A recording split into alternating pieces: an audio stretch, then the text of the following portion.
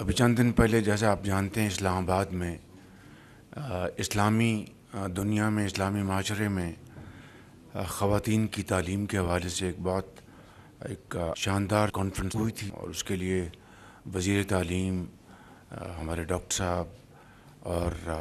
ساتھ سیکرٹری تعلیم minister of information D P M کی سربراہی میں بڑی اچھی اس کی تیاری کی گئی۔ تو اس میں بچیوں کی خواتین کی تعلیم کے حوالے سے بہت اچھے وہاں پر مقالے پڑھے گئے، بڑی اچھی تقاریر تھیں، اور اس حوالے سے پاکستان کے اندر بھی خواتین کی جو تعلیم کے حوالے سے بڑے چیلنجز ہیں،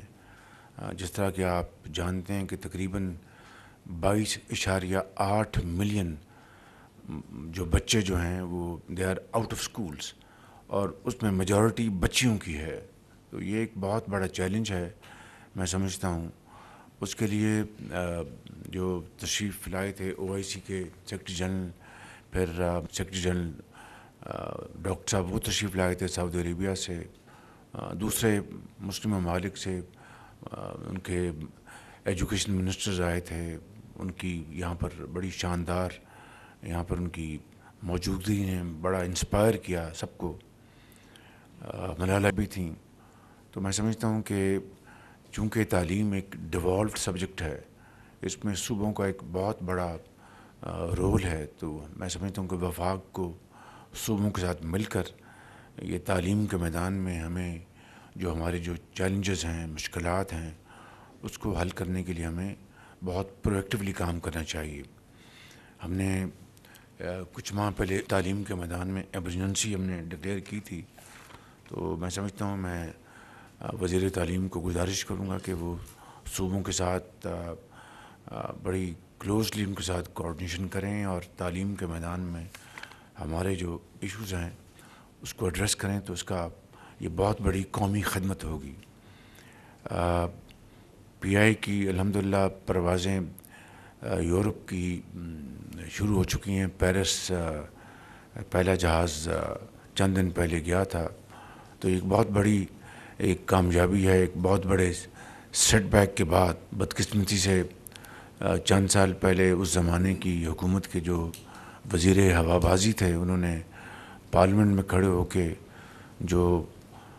پاکستان کی معیشت کو تباہ کرنے کے لیے ایک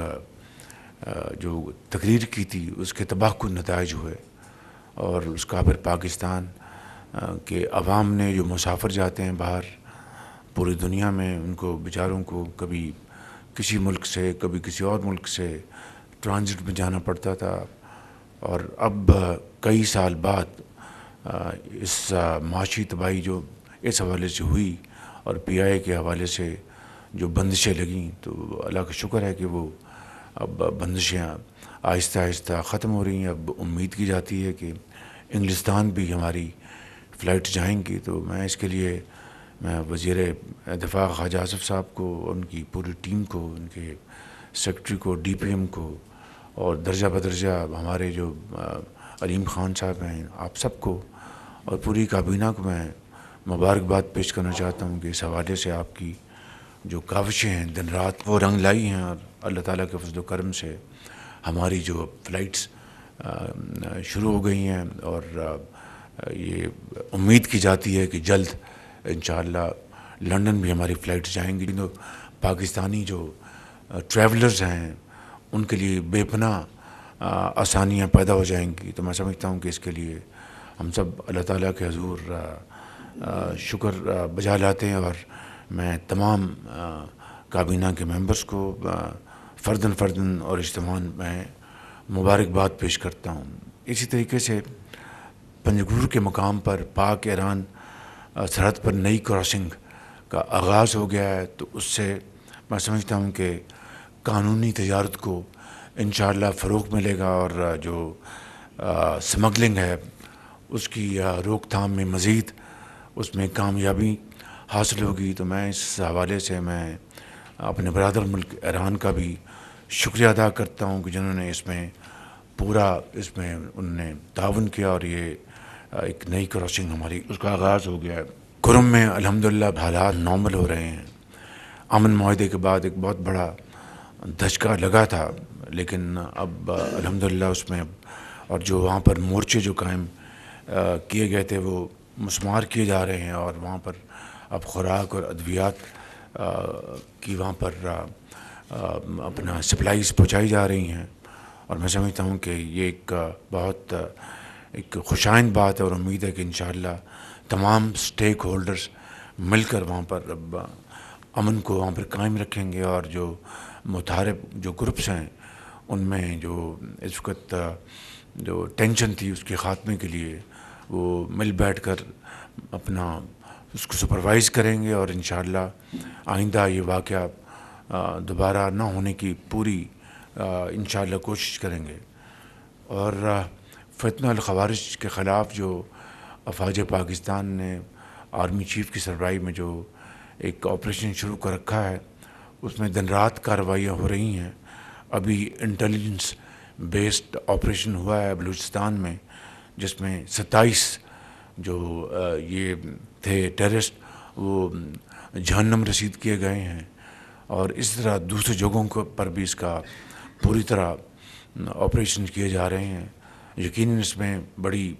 بیش بہا قربانیاں دی جا رہی ہیں۔ میں سمجھتا ہوں کہ یہ ہم سب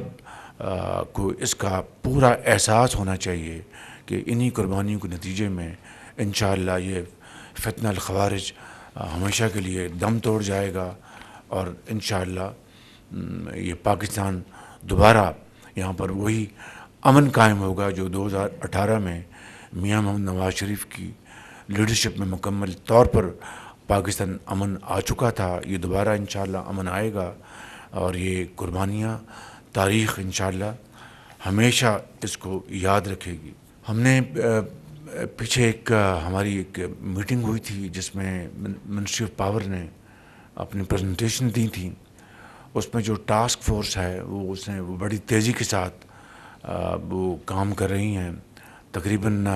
3000 میگا واٹ کی انہوں نے بہت بڑی محنت سے اور ریزی سے اچیو کیے ہیں یہ انہوں نے اپنے ٹارگٹس۔ اب مزید انشاءاللہ اس میں وہ آگے میجر اب جو کمپنیز ہیں ان کے ساتھ یہ نیگوشیٹ کر رہے ہیں، آپ کو آج بتائیں گے ٹاسک فورس اس حوالے سے۔ تو میں سمجھتا ہوں کہ اس بارے میں ہمیں مکمل طور پر یکسو ہونا چاہیے۔ اب دیکھیں کہ جو سرکاری جو جنکوز ہیں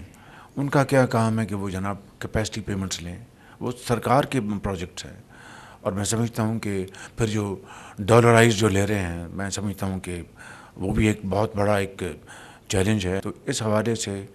task force minister of power اور محمد علی صاحب مل کر